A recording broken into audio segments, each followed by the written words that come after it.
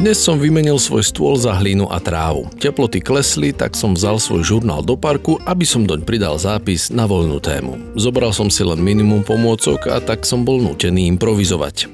Pečiatky ležali v tráve, stačilo ich nafarbiť a odtlačiť. No a tento lipový list poslúžil ako predloha k ilustrácii. Spálená siena príjemne evokuje august, čo už je vlastne taká malá jeseň. Moje písmo zas verne kopíruje hrbolatý terén v parku a vlastne celý tento zápis je taký nerovný a strapatý a to je fajn.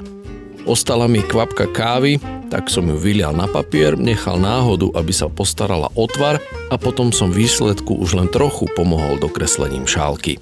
Kávová farba sa mi zdala málo zemitá a tak som našiel kúsok pôdy, ktorú nik nevlastní a farbu som uzemnením zvýraznil.